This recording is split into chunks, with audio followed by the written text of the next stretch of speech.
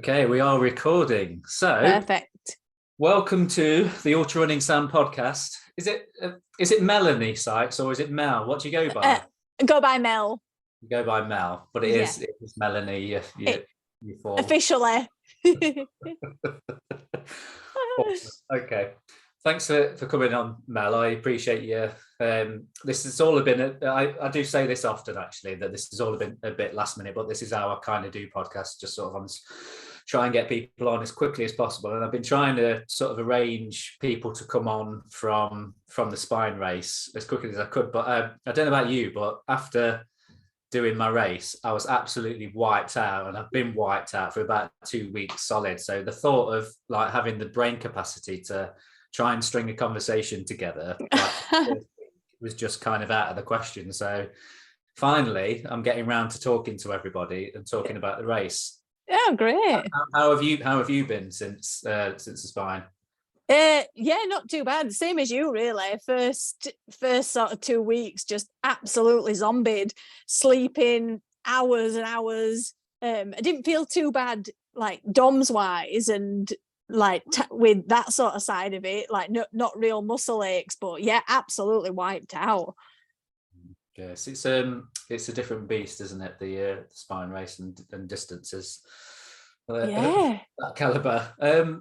But before we dive into the spine, and I just wanted to sort of get your backstory of how you sort of got into ultra running and how you got to the place where you are now. And I always say to everybody, go as far back as you want, back to the playground, or just give us the recent version of how you got into ultra running. Well, I've run for a while, since I ran at junior school and then through high school, so I've always been into running. As most people do, had a massive gap through sort of between 18 and maybe late 20s, when other priorities seemed to appear out of nowhere, and then got back into it. Ultra running only the last couple of years. I think I can't remember if it was last year or year before, I entered the lap that goes around Windermere. So that was sort of my first long distance one. And then, yeah, it just hooks you, doesn't it? It really does, doesn't it? Yeah. So that's quite a brave one to go for your first ultra. You didn't fancy like just doing like a local 50k or anything like that? I did do a 50k. When was that? There was one that it don't run anymore, but it was called the Canalathon, and that was from Manchester to Sorby Bridge, sort of a local one on the canal. That was a few years ago, but that was just like a bit of an attempt at a longer distance, and then didn't do any for a while, and got into I was doing triathlon really up until a couple of years ago, and then but I just hate swimming. I absolutely hate swimming.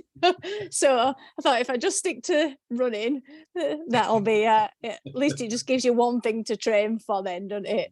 Yeah, exactly. Yeah, I think that was always my approach. I did love triathlon to begin with, and kind of worked my way up to the Ironman distance. But I just I never really ever really became that comfortable swimming. I think it's a whole, when I sort of got into doing triathlon, I thought, yeah, swimming, I understand swimming, and I'll work on my technique and I'll get better. But open water swimming is another thing, isn't it, completely? Yeah. And races as well. Like, I'd not really factored in until I did my first triathlon. Like, being in a washing machine at the start of start of a triathlon is. And the bigger the race, obviously, the worse it is as well. Oh yeah, and goggles getting ripped off, and you get kicked in your ribs, and people swimming over at top of you. It's not a nice The one good thing through COVID, when they started doing the like staggered starts, and they were setting people off in like 6 or 10, and that was so much better. At least it was a more enjoyable experience. But that, I suppose, that's not part of it, is it really? I don't know whether you can ever really get used to being elbowed in the face and having your goggles ripped off and being dug in the ribs and everything. Yeah, it's not. It's not pleasant. It's not for the faint-hearted, is it? And then, no. Did you sort of realise that your sort of forte lay in running, or was it just a case of these circumstances meant that you had to skip the other two and just focus on one then? Yeah, well, I still do quite a lot of cycling. I've kept all my bikes and I do enjoy cycling, but I've the more I've gone on, the more of a fair weather cyclist I've become. So that tends to take a back seat over winter, and I tend to just run through winter and then get back on bike in the summer again. So I still keep up to my cycling a little bit, but yeah, I enjoy running out of all three. So sticking to that for now. And you seem to be able to keep you can keep warm, can't you, when you run in winter? Whereas Yeah. winter's just a bit. No matter how good your gear is, you always end up cold and wet, don't you? At some point. Yeah, feet, hands, anything that sticks out just gets so cold. It's horrible. Whereas we're running, even if you set off and you're a bit cold, by the time you get half a mile in, you're generally all right then, aren't you? Yeah, that's it. Yeah. So you found yourself in ultra running then. So I first heard your name when it came up recently with the GB Ultras, wasn't it? Yes. The Manchester. Was it Manchester to Liverpool? Yeah, the Manchester to Liverpool. It used to be the Liverpool to Manchester, and then they've swapped it round now. Yeah. So your name like appeared in the ultra running media, shall we say? What happened? Could you sort of explain to people, to the viewers and the listeners, what actually happened? Yeah, so I entered that. That was another one. I tend to enter races quite late on, and I was on their Facebook group and got a place for it with about 4 weeks to go. That was all. So went and thought, oh, seems a good, nice flat route. I'll have a bit of a go at that. Turned up like you do, just ran it as normal. Finished fourth. Got to the finish. Everything absolutely fine, just all normal. Went home, and then the day after, I got a message through on my Instagram to say, "Don't know if you'll be interested in this, but I think something's happened with third place, and there's some discrepancy with the Strava data, blah blah blah." So that person had then contacted the race director, who started an investigation. They spoke to me, they spoke to other competitors, they spoke to some of the checkpoint staff at I think that were the 40-mile checkpoint.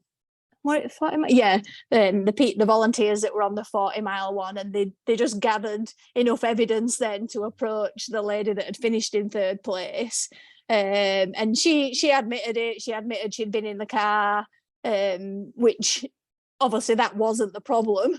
The fact that she got in the car wasn't the problem. It was the fact that she carried on, crossed the line, took the trophy, had the photos taken, and just didn't say and hadn't said anything then until she were approached by the race director. So it were just weird how it did that race, and then all of a sudden it blew up.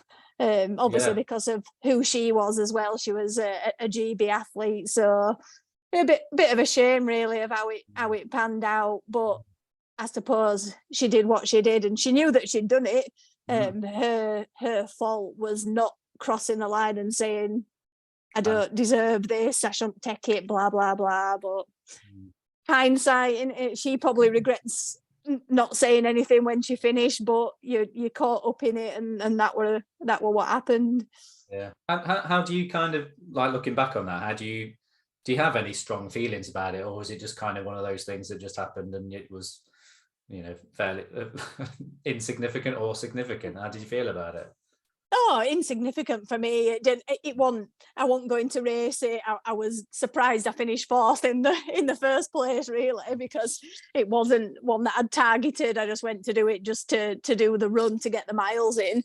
So I mean, it didn't make any difference to me whether third, fourth, second. It wasn't one I was aiming for a position for. It was just more disappointing, really, that somebody done it. But I would have been as disappointed if I'd have finished in 25th place or whatever. It's more the fact of the sportsmanship in something like that. But as far as the positioning, no, it didn't. That didn't matter to me. It's a shame though that you didn't get your moment at the race, because that moment's kind of gone now, isn't it? The fact that you could have got that trophy and had your photos and it been, but then, you know. Yeah, but it's on my little shelf over there. It came through post about 6 weeks after, so it's still at my house. I don't mind. So brilliant. So no hard feelings then towards the race or anything. Oh no, not at all. No, I've entered it for next year actually.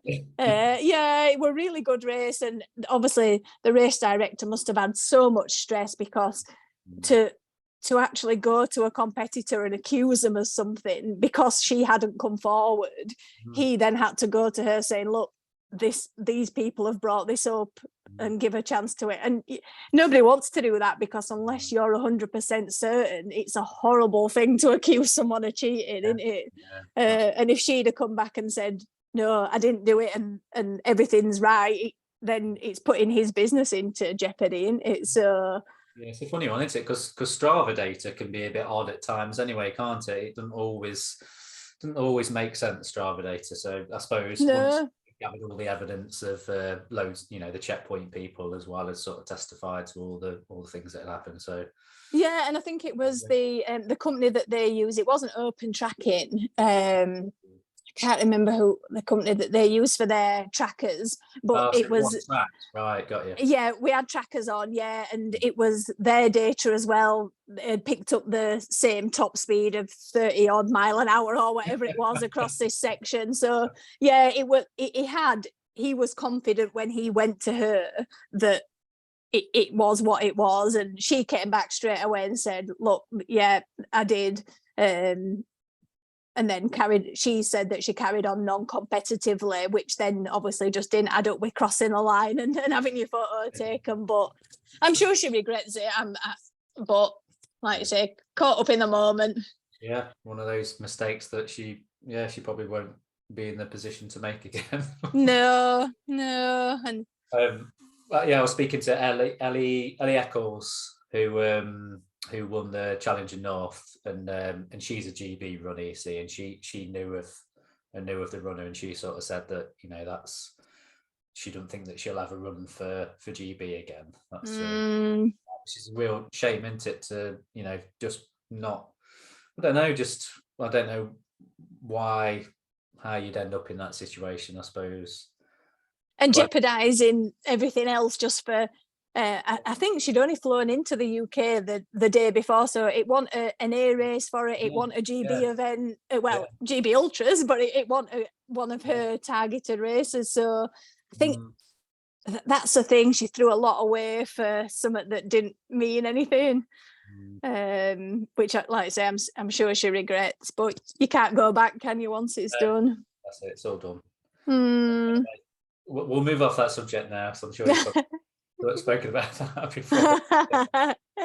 About it, but I just thought I'd get that out of the way. The controversy, get that out of the way first. Yeah. So that was, when was that? That was a couple of months ago. Was that? That was Easter weekend. Yeah. Yeah. So was that part of your sort of build up of mileage heading into the Spine Challenger South then?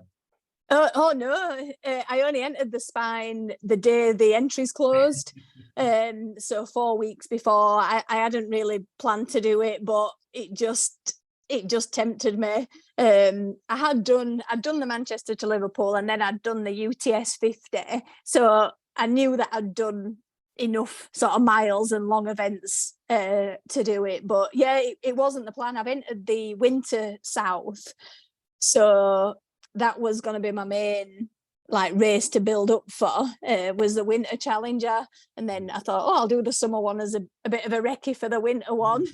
So yeah, it was just supposed to be that. Went and won it. Yeah, and then went and won it. Yeah. Gosh. I was reading a bit on the Spine Instagram page that sort of gave a little bit of story about your race.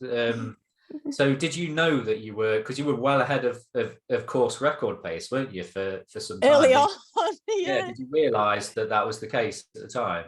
No, when I got to the first checkpoint at Hebden Hay, they told me there that I was ahead of the current course record, but I didn't know how far, and I didn't check I know some people check the trackers whilst they're running, but I hadn't checked on there, so I wasn't sure how far ahead.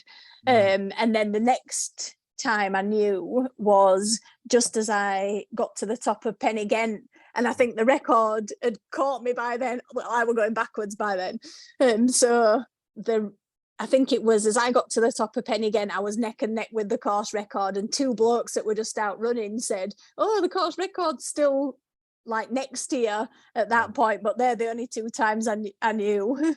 But I knew I was going downhill by then, so. So the weather. So how did you? What happened with course conditions then? During your race?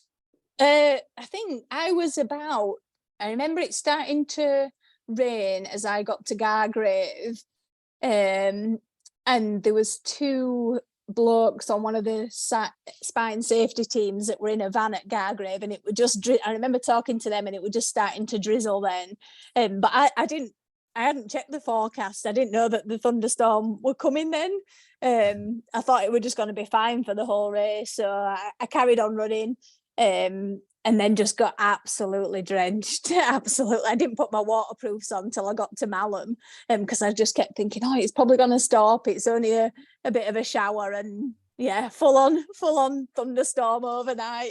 But that's part of racing, isn't it? Those sorts of things that you can't control, and how you react to them is part of doing those. It's part of the challenge of those type of events, to try and see how you deal with that. Unfortunately for me, I didn't deal with it very well, because I didn't put my waterproof jacket on until Malham, and by then it was just too late. I were absolutely drenched.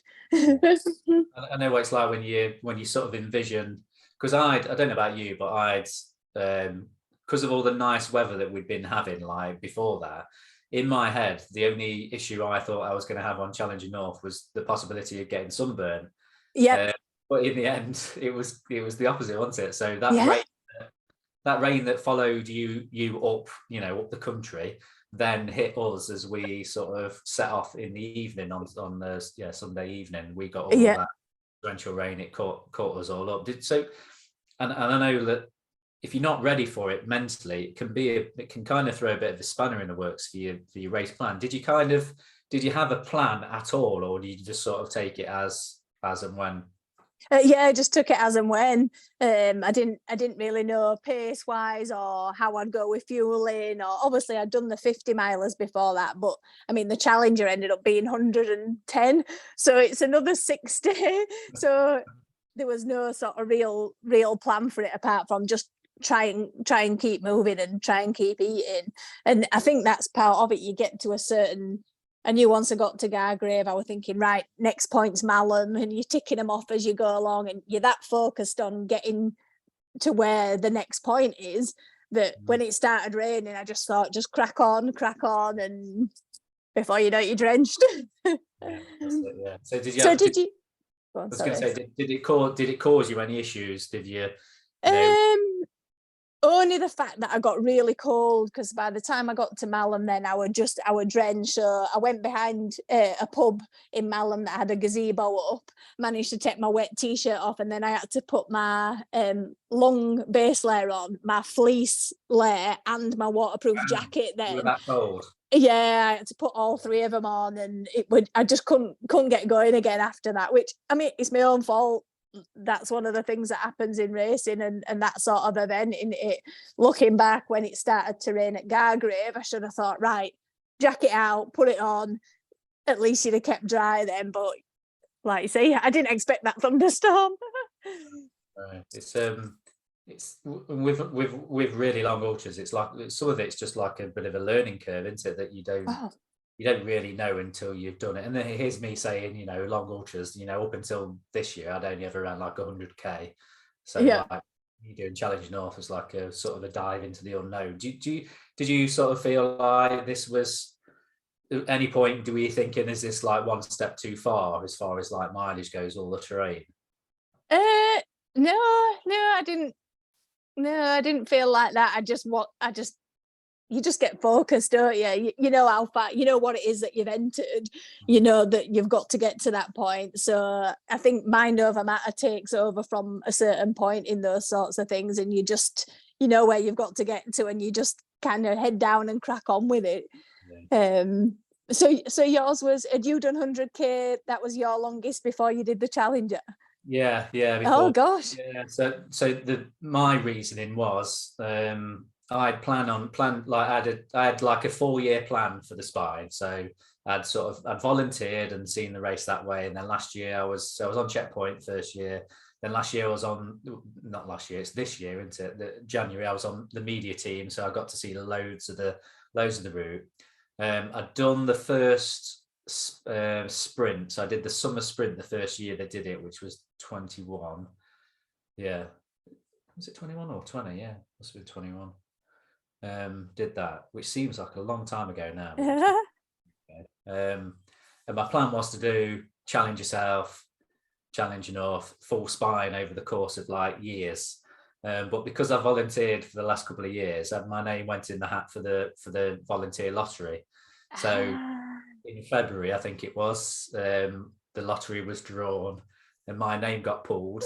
So you're given the option of choosing, you can choose any race you want for it. So I thought, well, I want to get my money's worth, so I may as well put in for the.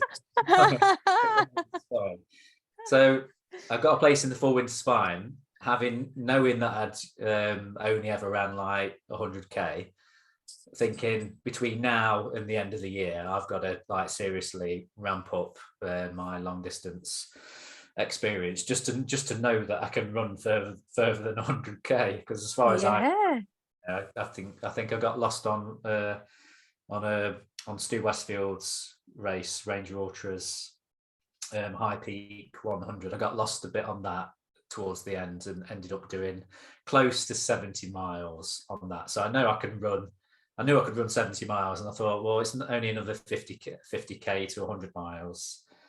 Yeah, I'm sure I'll be able to do it. So I just thought I need to, rather than putting in to do Challenge Yourself, I really need to sort of test myself. So not that doing the Challenge Yourself wouldn't be enough of a test. I need to absolutely face myself with something that may seem sort of undoable. So putting in for the North, my reasoning was that if I can get through that, try and figure out, logistics and trying to cope with going through the night and going through multiple nights. Because so how did you only went through one night, didn't you, for Challenge Yourself? Yeah, just the Saturday night. Yeah. So how many did you have? Oh, fine. I'd got it in my head to go straight through. I'd watched a couple of YouTube videos and spoke to a couple of other people about whether to sleep. And I'd always decided that I'd just try and, if I knew that I'd be able to finish before dark on Sunday, to try and keep going. If I thought that I was going to go into Sunday night, then I would have had to have had a sleep at some point. But yeah, I thought if I could get finished before dark on Sunday, then the plan would be just to try and keep moving. And I think that worked. When I do it again, I'll try and do the same thing unless it goes into the Sunday night. I think I was quite comfortable with going at least over one night, but I don't think I'd have been able to do over the Sunday as well. But I know I felt absolutely fine going through the first night and went through the first night to the next evening, so Sunday night to Monday night, and had a 3-hour sleep, woke up feeling absolutely golden, like it was a new day, and then set off again, and I was okay through that night.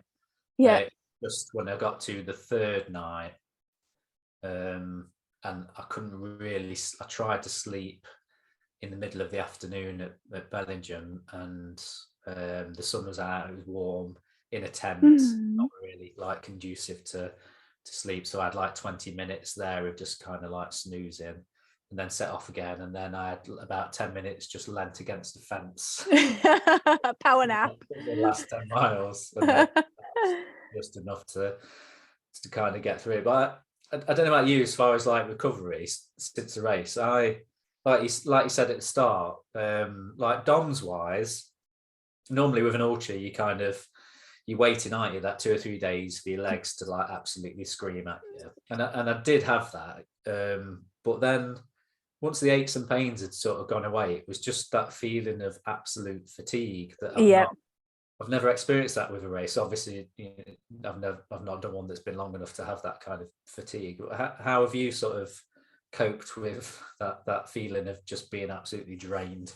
I've just slept loads, fast asleep for 9:30 every night, and then just slept till whenever I woke up. Obviously, I had to get up for work, but yeah, just tried to not plan to do anything outside of going to work and sleeping really, just to see how long it took to recover. And I bet it was. So I've just started running again earlier on this week. So I bet it was maybe 10 days of the complete fatigue before I started feeling a little bit less tired. But you obviously missed out on a lot more sleep over more days, didn't you? So it must have been Yeah, it's a weird. bit longer. Yeah, it was strange. It didn't really seem to affect my sleep pattern after that. I kind of just could just go to sleep at my normal times, but it was just that feeling of like the week after going back to work and just feeling like at any point during the day I could go and just lie on the floor and I know I'd be going to sleep. Even, with my job, that's I work like in an engineering environment, so being able to do that is not, I can't do that. But I No. literally just curled up in the corner and gone to sleep during last week. But this week seems to have been better. I tried to run.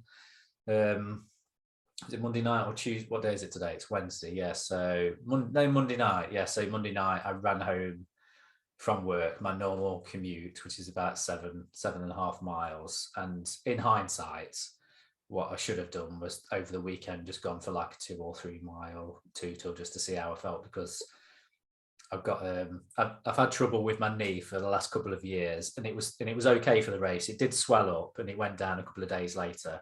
Yeah. The pain had gone out of it, so I'd in my naive, being a bit naive, I thought I'll be okay to run on it. So I tried running Monday night, and it felt okay until I got sort of into the last couple of miles, and I thought I probably shouldn't have ran like 7 miles first. Should have just tootled around for a couple of miles.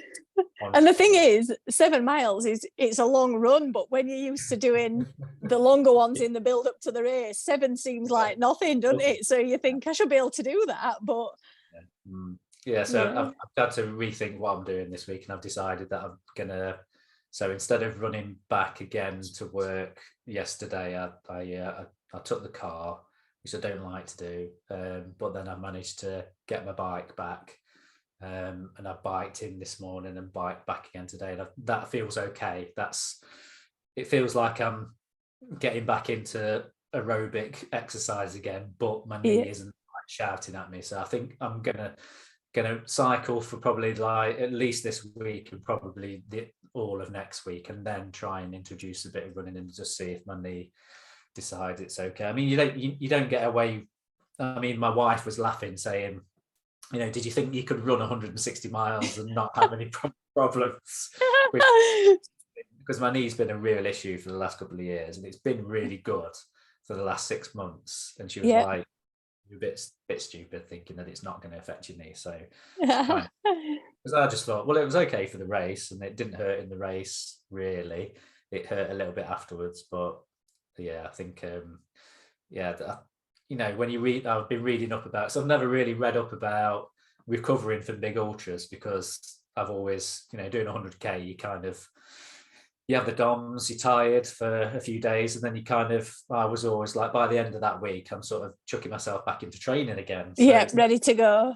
Yeah, it's never really been an issue, like waiting weeks to start running again. So what's your sort of plan for getting back into training again?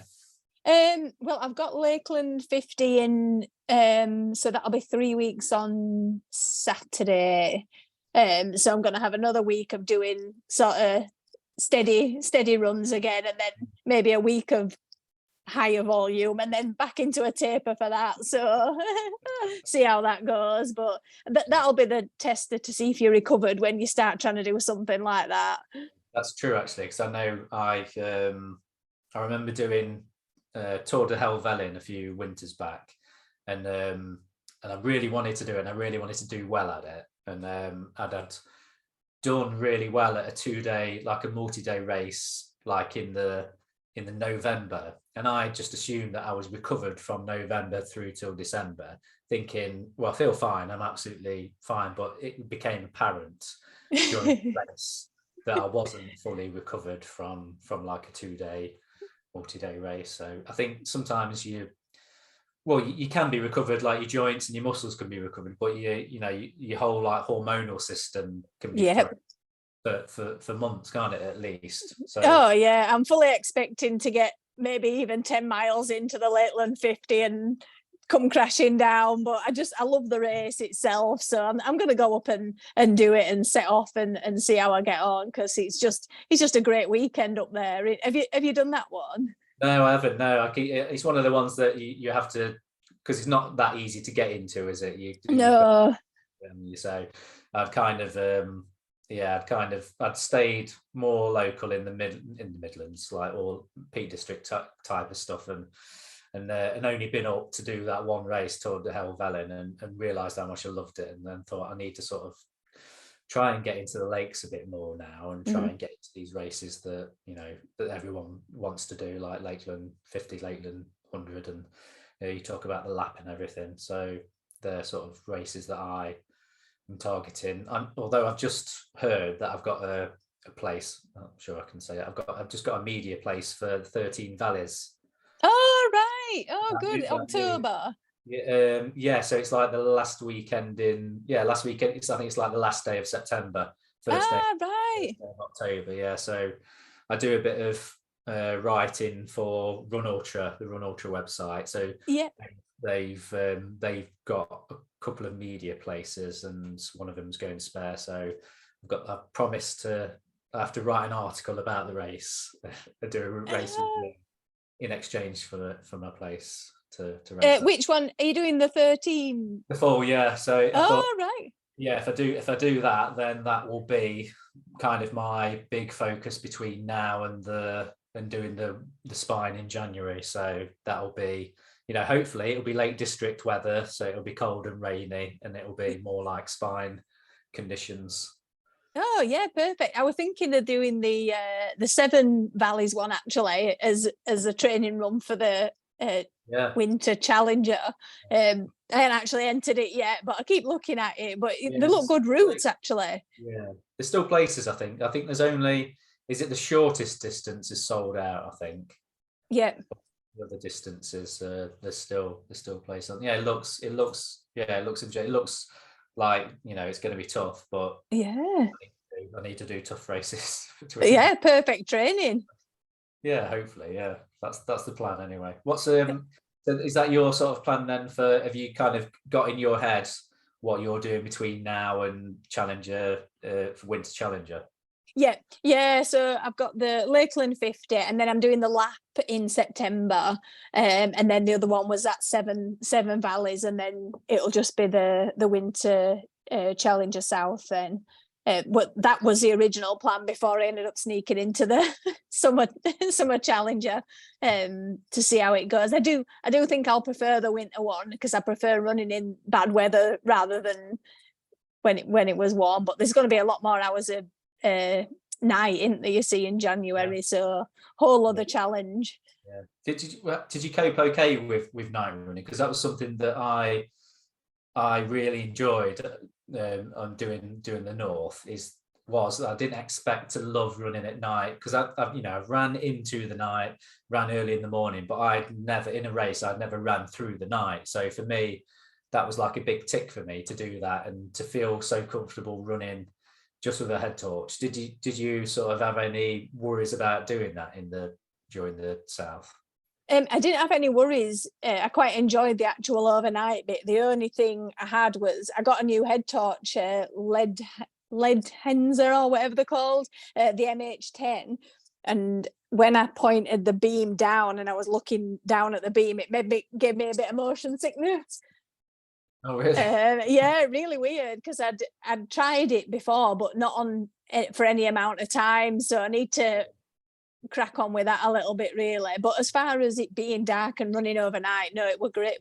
Were you on your own then on the night bits, or Yeah, the way it worked out, it just seemed. I think I tended to. I sort of was with people on a few times, sort of going into checkpoints, but then I didn't want to get tied into somebody else's schedule, if you know Yeah, what I mean. Because I'd seen people having watched the race like for a couple of years, and I'd seen people sort of coming together and be like, that.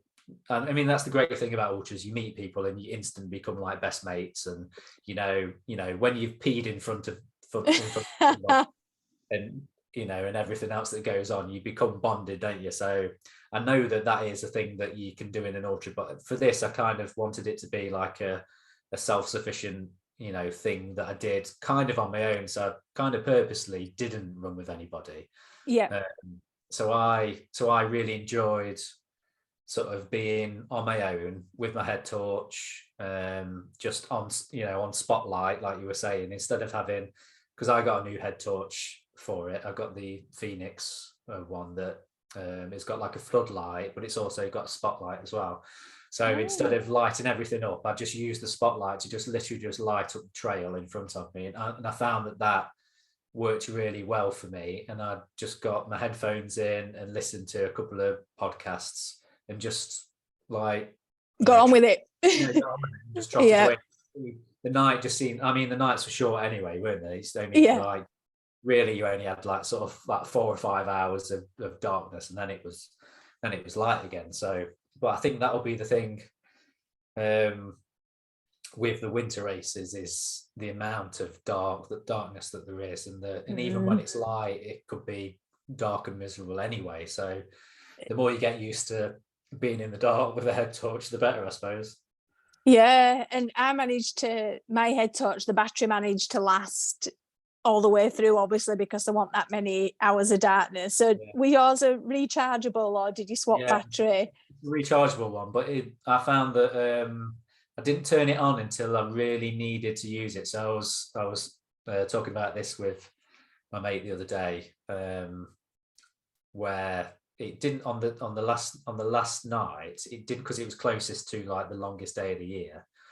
I don't think I turned my head torch on until about 10:30, something like that. So I'd sort of been running in half light and having like not hallucinations, but seeing things in the shapes that are ahead of me in this forest. And I think that was a combination of sleep deprivation and it kind of being half light and not. It just seemed like wasn't dark enough to turn your head torch on, but it was dark enough to have to sort of concentrate on where you were putting your foot. Did you have anything like that? Did you have anything? Did you have any issues with hallucinations, or was it just you just got on with it and didn't notice anything? Yeah, the last section, so from Horton up the Cam High Road Yeah. and then dropping down to the finish, the last sort of 15, 16 miles, really weird, really strange, mainly like animals and people and seeing just things that weren't there. And at one time I was convinced there was a little gnome on a tricycle just next to me, but mainly thinking that you're seeing like animals and stuff up ahead, and but not like cows and sheep, like weird stuff like elephants and rhinos and all sorts of. And looking back on it now, it's just so funny when I'm telling people that that's what you see, but when you're actually doing it, you're so convinced that that's what it is. It's just the weird, and then you get up to whatever you think it is, and you're like, oh, of course it's a wall, but it's strange, isn't it? Yeah, I was seeing loads of bears. I don't know why. I think because the section I was on was the bit that was going towards Bellingham, and you have to go down the edge of the forest. And there was all obviously when they had the storms in winter. There's a load of trees that have been like unearthed, uprooted, and the Ah, roots were sort of stood up. So the tree was laid down and the roots were stood up. And because it's all like boggy marshlands, all the roots are all black. So they've got these like shapes, these black shapes in the distance. And I was convinced that there were sort of black bears stood on their legs, just standing there. And then and then one of them was an absolutely huge tree as I was going across this field towards it. And it looked like the Grim Reaper. So like a tall hooded figure like with a black face and black hood and everything, and just stood there. And I was like, it's not the Grim Reaper, it's just a tree. I know it's a tree because those bears weren't bears, they were just trees. And then get closer and closer. And I got close to it, and I was like, it's just a tree. And then out the corner of my eye, I saw another bear across to the right of me. Just need to get out of this forest and get away from all these bears. The weirdest experience, that, isn't it?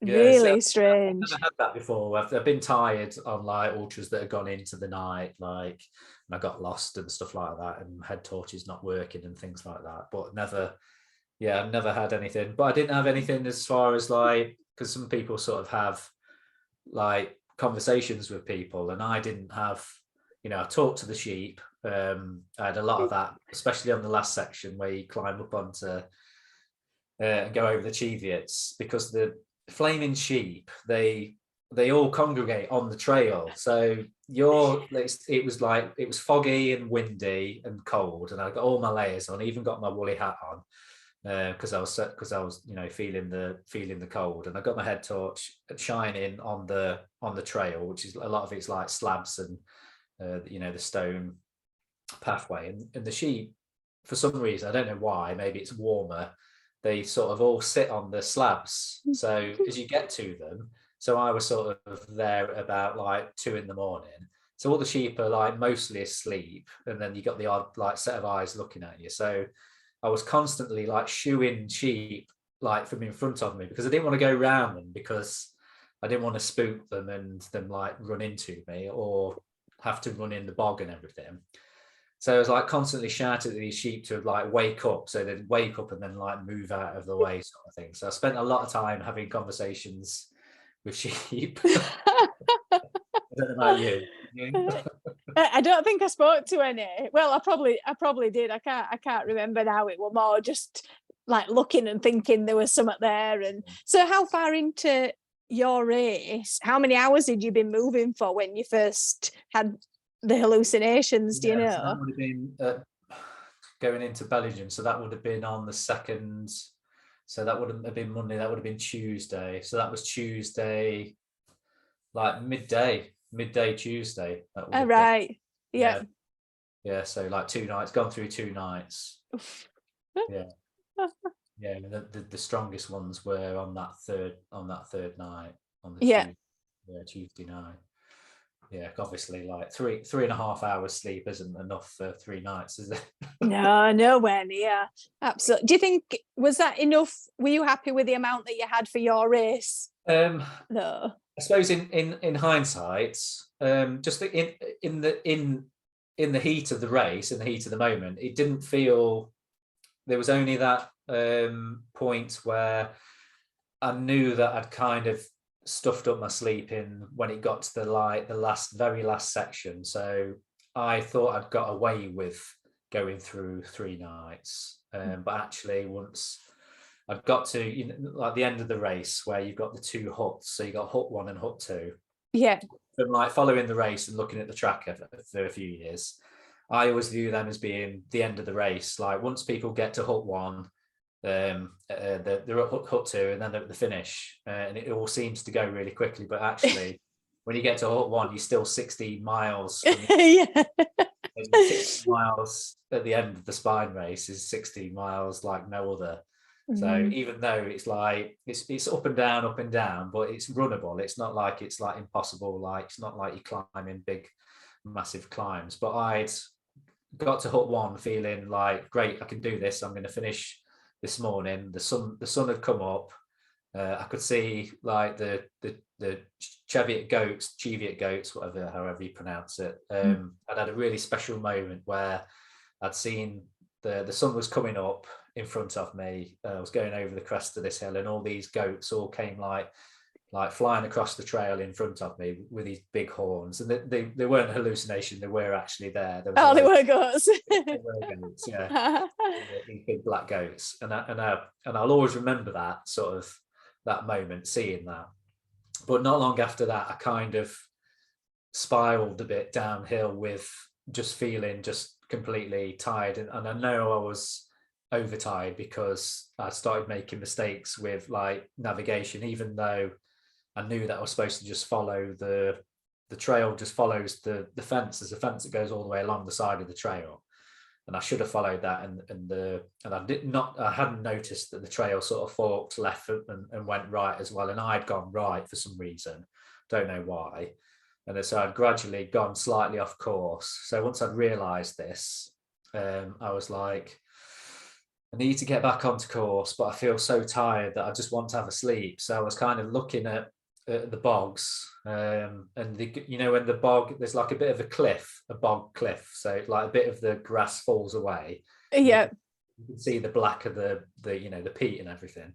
And these were just looking really appealing to me. And I was like, well, if I just climb in there and get in my bivvy, I'll be out of the sun that's coming up and stuff, and I'll be able to have a little sleep. But I had enough whereabouts to realise that I was off course, and if I lay down to have a sleep while I was off course, that the safety team yeah would be like asking questions about what I'm doing. So I had the wherewithal to think I need to get back onto the trail before I decide to sleep. So I begrudgingly sort of trekked across, and when you like it's like babies' heads, like in the tussock things. Horrible. Yeah. Battling with them, and obviously, my blisters and my foot story is just like another story on its own. So I've got this intense pain in my feet. I was like clambering over these babies' heads, not very happy at all. But I thought if I can just get to the trail, I know that. So second lady, she was about 10-15 minutes behind me. So I knew that if I sort of lay down there and tried to have a little power nap, that when she came through, she'd wake me up. So that was my plan. So I just sat down, didn't even take my pack off. I just literally just sat down, leant against the fence, put my sunglasses on, and just closed my eyes and just fell asleep instantly. Gone. And she, sure enough, like 10-15 minutes later, she came through and was like, "You all right?" And I was like, "Yeah, I'm okay. Just don't wait for me. Just go. I'm just needed a power nap." And that was enough to just get me to the end of the race. And even when I got to the end of the race, I was wide awake. I thought that I was so tired at that point that surely my body would go as soon as I'd finished, like want to go to sleep, but it didn't. I was just like wide awake until my normal bedtime of 10 o'clock. So yeah, it's funny how.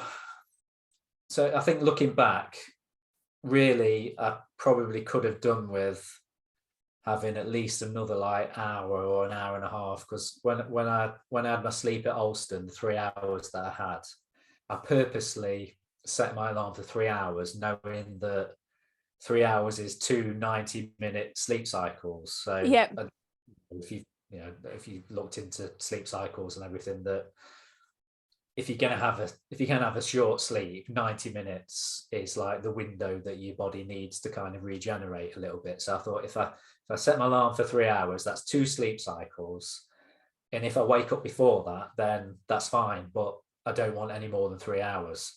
So I had the 3 hours and slept completely straight through till my alarm went off, and then got up and felt really, really good. So I think if I could probably have had another hour on the next night, yeah, or 90 minutes, then that probably would have saved me a lot of time at the end of the race where I was sort of wandering off course. And yeah, so wobbling. Yeah, I think these are the kind of things that it is trial and error, isn't it? And you don't really know until because I remember talking to Jack Scott about him with his coming second in this year's winter spine, and how he was saying how he just literally he was so tired he just like leant against his poles and just went to sleep on his poles while he was stood up. Oh gosh. And at the time I couldn't imagine doing that. I was thinking, surely you can't be that tired that you could lean against your poles and go to sleep. But then now I'm like, I fully understand how you could want to do that. I don't think I would be able to do it, but I can understand why you would think that would be a good thing to do. Yeah. Saying how you just literally like lay in the snow and went to sleep. And Gosh. and I was like, I can't imagine. But then maybe I would, like, because I was fully prepared to go and lie in a load of like peat bog, yeah, and go to sleep. So maybe like in winter, the thought of lying down in snow might be appealing. yeah, yeah. Or even if you find a little bush shelter or just anything that looks at least a little bit comfortable, you might be just out like a light. Well, I remember when I was on the checkpoint at Middleton a couple of years ago, and a guy had come in, and he was complaining that he'd left his poles in a telephone box. We were like, how come you've left your poles in a have you not got like phone signal? Were you trying to phone something? I was like, no, I was trying to sleep. I was trying. He's gone into a to try and sleep like in the phone box. Oh gosh. Yeah, and he says he was so delirious that from like lack of sleep that he gave up on the idea and just realised he'd left his poles in there and carried on. Oh no. How tired must you be to forget your poles? Because I was like, my poles were my best friends on that race. I didn't quite comprehend how much they would feel like part of me. Yeah. Because I've never really ran with poles before, because I've never really done anything that I viewed as being, hardcore, steep enough to be able to use poles on. But I knew that everybody uses poles for the spine. So within like the first like few hours, I was like, these feel part of me now. And I'd like struggle to, whereas before I felt really awkward with poles. Like I didn't really feel like I was meant to have poles. I was meant to be a pure ultra runner that didn't need poles. But which poles do you use? The Black Diamonds. Which ones are there? It's not the carbon ones. I almost got the carbon ones, and in the end I got the alley ones because they were a bit cheaper, not much cheaper. But I just thought I'll feel bad if I snap the carbon ones on the first race. So and if I don't break them, then I'll treat myself to some carbon ones as well for the winter spine, so that I've got a spare pair, so I can use one set and have a set that are spare. Because there was, on some of the climbs towards the end, or some of the descents, my feet hurt so much that I was really coming down. I was really leaning on my poles just to get down, and I thought, this is the point where I would snap a pole, like putting my full weight on a pole and it giving up. So I don't know whether, I mean, there's supposed to be no difference in strength, is there? With I think the carbon ones give a bit more, but I don't know. What's your take on using poles for races? Well, I've not used them before. I borrowed some off a friend. I think the same model that you use, the Black Diamond ones that aren't the carbon ones. So we probably had the same ones, but I think these were a little bit short for me.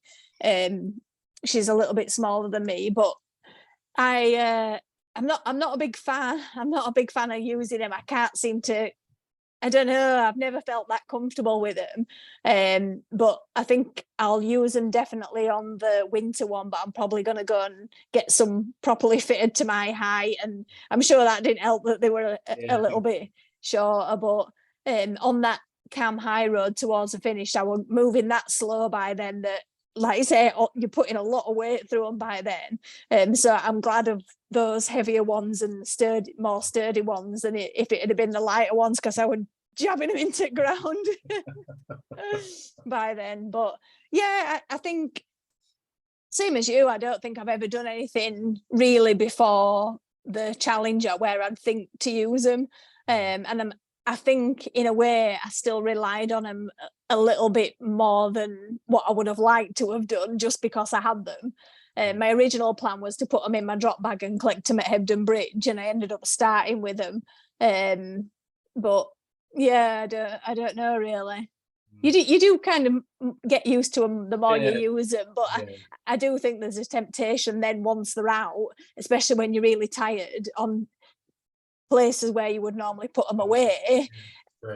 You just end up carrying them for longer than you probably should do. But I don't know. I spoke to after UTS 50, obviously the guys on the Lecky stand were there, and they said whatever race time you do, it's 20% you're 20% quicker by, obviously they're gonna say that because they're salesmen, They aren't will they? say that, yeah. But yeah, he said, oh, it's about 20% quicker, but I'm not 100% convinced about their stats, No, like, but no, I know that someone explained it to me that if you haven't got poles and you've got your head down and you're doing the usual thing where you sort of got your hands on your thighs as you're going up, he was sort of saying that naturally with poles your head's up, so you can breathe better.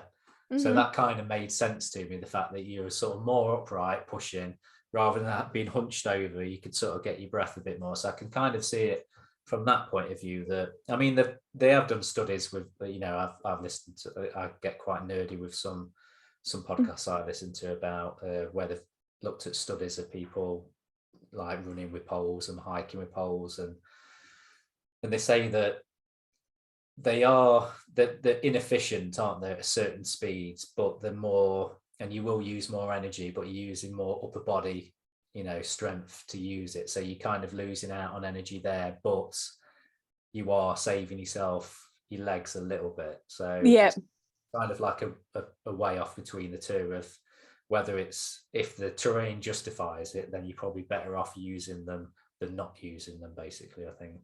yeah. And I think also with the spine, because we had quite the heavy kit list, Yeah. when normally on climbs where you'd lean forward and put your hands on your thigh, obviously it's a lot more weight on the top of your back. Yeah. So I'm sure they do help when you've got a lot of kit on to try and keep you more upright and keep your position better. But yeah, Were you happy with your kit as far as all of the stuff you were carrying?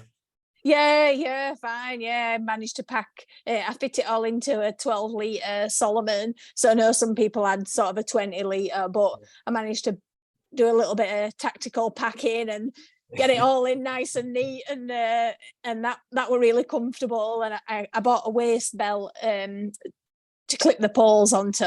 Didn't end up using it as much, but it worked. Yeah. What did yours all work? Yeah, I was Yeah. really chuffed because I got a Montaigne 20-litre, Yeah.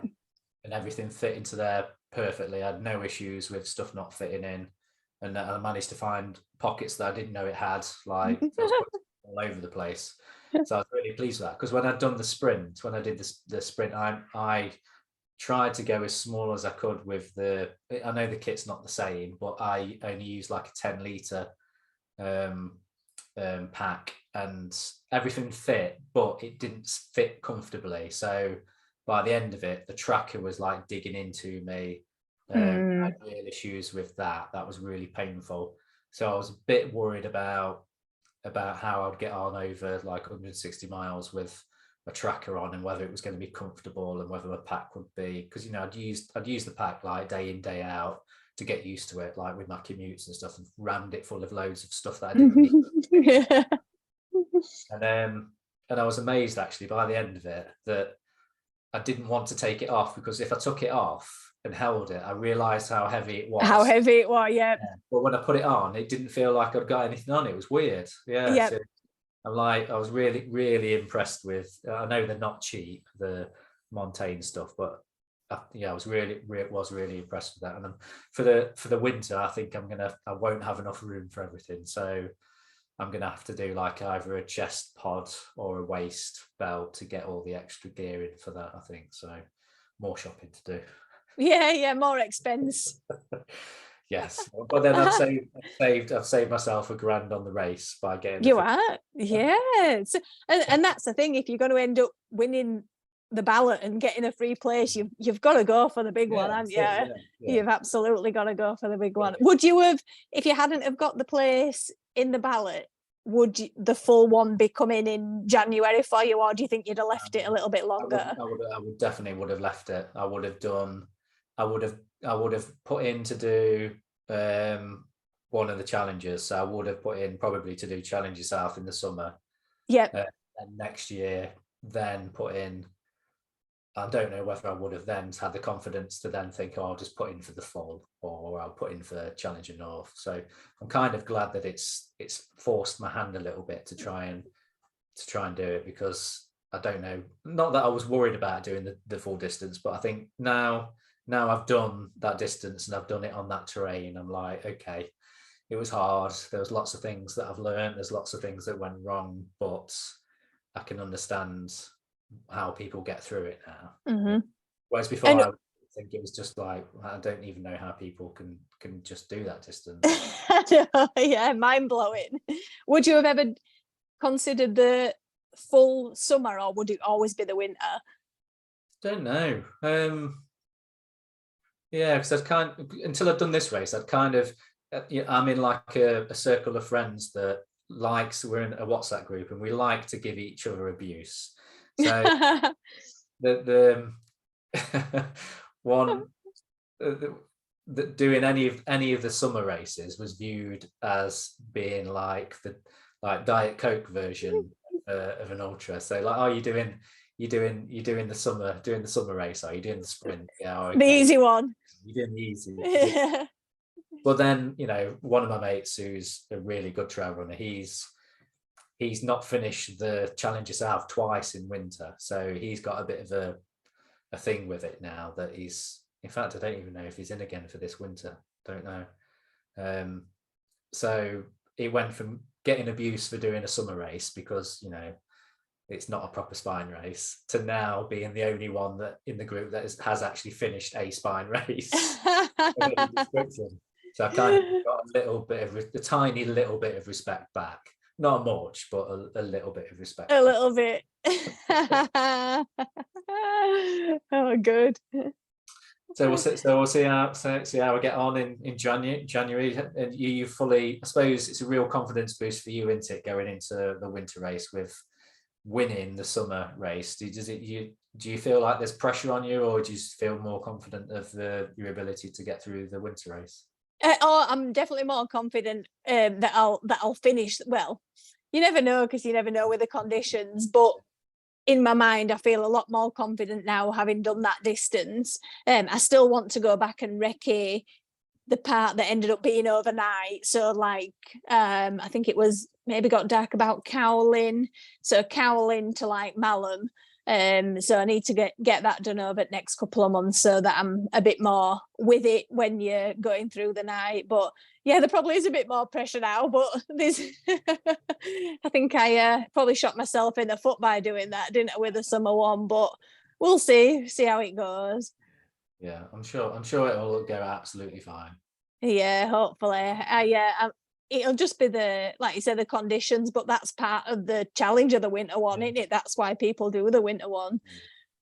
It's not called Britain's Most Brutal for no reason, is it? Oh no, absolutely. And it were more so on the Challenger North, did you have any of the mountain rescue like water stops or anything? Yeah, so did you manage to? I think on the north, there's the checkpoints are closer together, aren't they? Because the first one was only about 36 miles. The second one was about 38, something like that. And then the last one is like 40 miles between them. So it didn't ever feel like there was a massive distance between them. And you've also got the safety team do like those like half checkpoints, don't they, between the two major checkpoints. So it never ever felt like you were a million miles away from a checkpoint. But on the south, there's quite a big gap in there. What are the distances between Hebden and, is it like 60 odd miles? Yeah, so there's the start to Hebden, which is at 46, and then your next one's the monitoring station at Malham Tarn, which is at 83, I think. And then you've got 83 then to the finish. So yeah, it felt a long way between them. But I'd done a little bit of research, and I knew there's a little tuck shop in the Spine Facebook group. The guy that has the little farm and the tuck shop, he'd posted in there, so I were aware of the places that I'd be able to stop and grab something from. But it's funny because when you write it down before the race and you think 65 to 73 or whatever, and you think, right, that's the next thing, but when you're actually in the race, it's a blooming long way in it between those checkpoints, or the points where you know that you can refill, and then obviously as the race goes on, you're getting slower, and what you think might be, I can get water in 10 miles ends up being another 3 hours. Yeah. So it's a fair old time to go without being able to refill. So, but like I say, all good knowledge for the next one, isn't it? That's why we do them. Awesome. Well, look, I appreciate you coming on and talking about your race and everything, and inspiring going forward. I don't want to keep you all night. Are you on social media? And I know you said you're a technophobe, but if anyone wants to sort of follow you in your sort of your journey with the spine and everything, have you got a social media platform that you use regularly? I know you use Instagram. Yeah, I use Instagram. I've got my Instagram account that's Melly Welly Woo, and then but I mainly use Twitter actually, and my Twitter handle is Nuddy Pants, which was really weird. It was when Twitter first, like when you were younger and you had your weird Hotmail email address. So that was my username I set up 15 years ago on Twitter, and that stuck. So yeah. So I'm on there as well, tweeting about running, and usually running and cakes and cafes. Perfect combination. Yeah, all life's good stuff. Awesome, brilliant. Well, thanks, Mel. Appreciate you coming on and talking to us. Thanks for your time. Basically, cheers. That's all right. Thanks for having me. No problem. Cheers. See ya.